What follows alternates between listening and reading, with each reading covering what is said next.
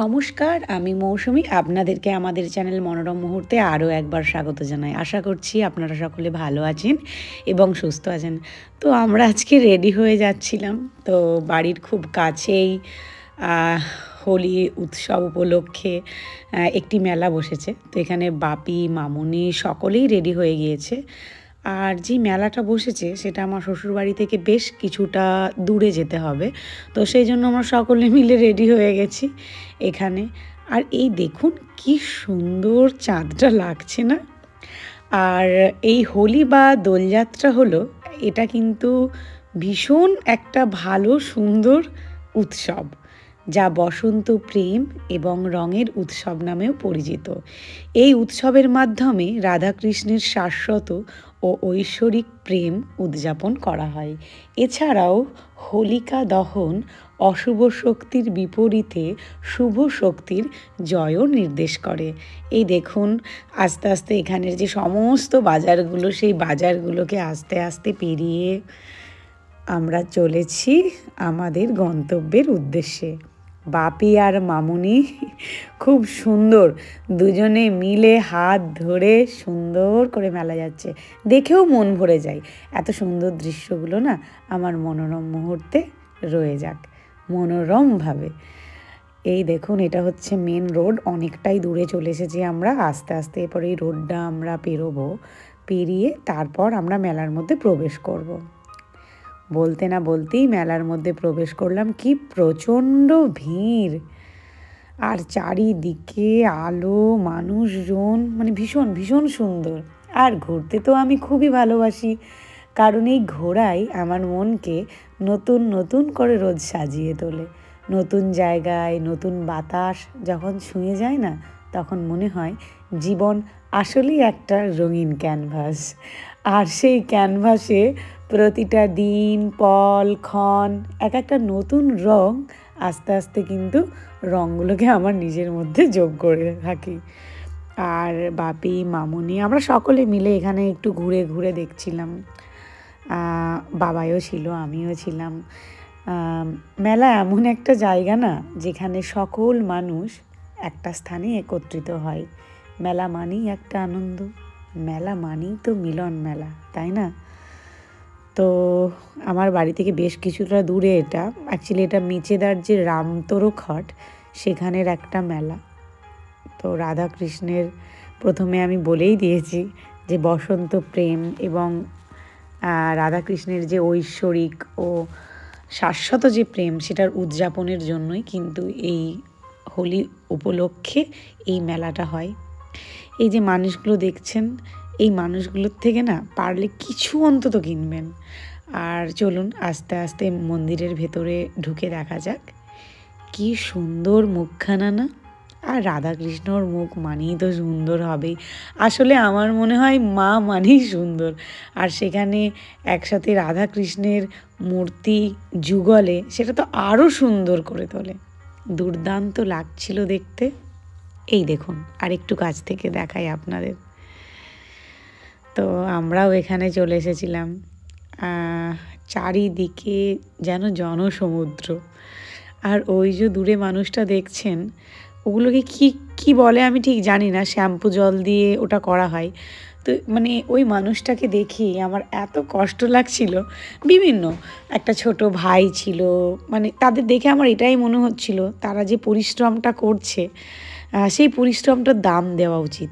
তো আমার মনে হয় এই মানুষগুলোর কাছ থেকে কিছু না কিছু অন্তত নেওয়া উচিত, যাতে এই মানুষগুলোর হেল্প হয়, এই মানুষগুলোর ভালো থাকে। কারণ সবাই তো আমরা জীবন জীবিকার জন্যই লড়াই করছি, তাই না? একে অন্যকে যদি একটু হেল্প করা যায়, এটাই বা কম কি? বিশ্বকবি রবীন্দ্রনাথ ঠাকুর বলেছেন, প্রতিদিন মানুষে ক্ষুদ্র দিন একাকী, কিন্তু উৎসবের দিন মানুষ বৃহৎ। সেদিন সে সমস্ত মানুষের সঙ্গে একত্র হইয়া বৃহৎ। সেদিন সে সমস্ত মনুষ্যত্বের শক্তি অনুভব করিয়া মহৎ। কবিগুরু যথার্থই বলেছেন। গুরুদেবী বলি আমি, কারণ শান্তিনিকেতনে থাকাকালীন মানে আমি বুঝেছি গুরুদেব মানে একটা অপার জিনিস, মানে যেটার কখনো কোনো শেষ নেই। তো কথাতেই আছে না, জীবনের শুরুতে যদি কেউ গুরুদেবকে নাও বোঝে, জীবনের শেষে ঠিক গুরুদেবকে প্রয়োজন। তো উপলক্ষ যাই হোক না কেন, বাঙালি সকল উৎসবের মধ্যে একটা সার্বজনীন যে রূপ আছে সেটা বোঝাই যায়। এখানে বাপি তো পুরো বাচ্চা ছেলের মতন দেখুন পপকর্ন খাচ্ছে। এটা আমাদের সুইট কর্ন ছিল, তো বোঝাই যাচ্ছে বাপির এটা খুব ভালো লেগেছে। তো মামুনিকেও সেটাই বলছিল বাপি, বেশ মিষ্টি। ইস, এত সুন্দর মুহূর্তটাও রয়ে যাক আমার মনোরম মুহূর্তে। তো আমরা সকলে মিলে মজা করছিলাম। আসলে মেলা এমন একটা জিনিস যেখানে সমস্ত ধর্ম, সম্প্রদায়, জাত পাত, ধনী গরিব, সামাজিক বিভক্তি বাধা হয়ে কিন্তু এর মধ্যে দাঁড়ায় না, বরং সকল শ্রেণীর মধ্যে একটা সেতুবন্ধন রচিত হয়। এখানে এই ভাইটাকে না আমি লুকিয়ে লুকিয়ে দেখছিলাম। এখানে ছানার কেক, বিভিন্ন ধরনের খাবার, যত রকমের খাবার রয়েছে মেলায় গেলে সমস্ত রকমের খাবার দেখা যায়। কি দারুণ, মানে এটাও একটা সুন্দর দৃশ্য। একটা নতুন প্রজন্ম পুচকে বেবিকে নিয়ে মেলাতে এসেছিল। আর এখানে এই যে কাকুটাকে ছিল, কাকুটার যে বাচ্চা, কাকুটাকে কন্টিনিউয়াসলি হেল্প করছিল, এটাও আমার দেখতে বেশ ভালো লেগেছে।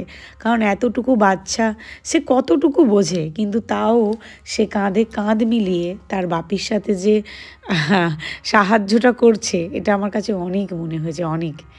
আর এখানেও আমরা দাঁড়িয়েছিলাম একটু চটপটি খাবার জন্য।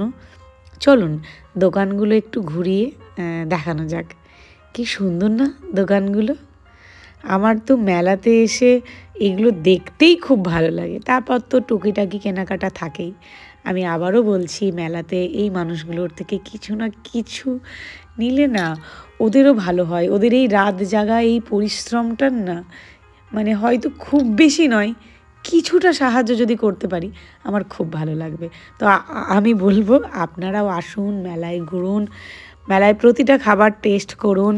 এখানে অনেক সুন্দর সুন্দর বাচ্চাদের ভালোভাবে ঘোরার জন্য ব্যবস্থা রয়েছে, যেমন নাগরদোলা রয়েছে। এগুলোকে ঠিক কী বলে আমি জানি না অ্যাকচুয়ালি। এগুলো মানে বাচ্চাদের জন্যই খুব সুন্দরভাবে সাজানো ছিল। তো এগুলোতে এসে বাচ্চারা উপভোগও করতে পারবে। আর মেলা মানেই তো একটা আনন্দ। প্রথমেই বলেছি এখানে একটা ব্যাগের দোকান ছিল, বহু বহু ব্যাগ ছিল। আর এই দেখুন ছোট্ট ছোট্ট মানে গোলাপ জামের মতো না, ছোট ছোট পান্তুয়া। আর এই দেখুন এটাও আমরা কিনতে এসেছি, এটাও না বেশ ভালো খেতে। এটা বেসিক্যালি বেসন দিয়ে তৈরি হয়। আর এই যে মানুষটা কন্টিনিউয়াসলি দেখলাম খুশি মনে কাজ করে যাচ্ছে, এটা দেখেই ভালো লাগলো। আর পাশে আমি ঠিক জানি না, হয়তো ওনার স্ত্রী হবে, কন্টিনিউয়াসলি হেল্প করে যাচ্ছে। আসলে এই জিনিসগুলো থেকেই শেখার রয়েছে আমাদের। আর এই দেখুন ছোট ছোট ডাব গাছ।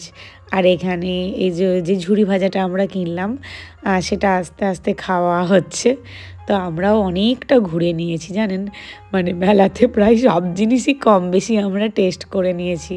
আর এই দেখুন এখানে খাজা, গজা, জিলাপি, আর এগুলোকে কি বলে আমি ঠিক জানি না। তো যাই হোক, আস্তে আস্তে আমাদের মেলা প্রায় ঘোরা হয়ে গিয়েছে। আর এখানেও দেখছিলাম একজন কাকিমা কন্টিনিউয়াসলি পরিশ্রম করে যাচ্ছিল। তো চলুন এরপর আস্তে আস্তে বাড়ি ফেরা যাক, কারণ বাড়ি তো ফিরতেই হবে। কিন্তু হঠাৎ করে রাস্তায় ঠিক হলো এখানে ক্ষীরদই বিখ্যাত, তো সেই ক্ষীরদই নেব। আর এই যে কাকুটাকে দেখতে পাচ্ছেন, এই কাকুটা না অসাধারণ ক্ষীরদই বানায়। তো আমি তো পুরো ফ্যান হয়ে গেছি। তো চলুন আস্তে আস্তে দই নিয়ে বাড়ি ফেরা যাক। তো আস্তে আস্তে বাড়ি ফিরছি। আপনাদের ভিডিওটা কেমন লাগলো অবশ্যই জানাবেন। এখানে আমরা প্রায় পৌঁছে গেছি। আর এই দেখুন আমার আরেক মা, কালী মা। তো আজকে এতটুকুই, দেখা হবে পরের আরও একটি ব্লগে। ততক্ষণ আপনারা সুস্থ থাকবেন, সকলে ভালো থাকবেন।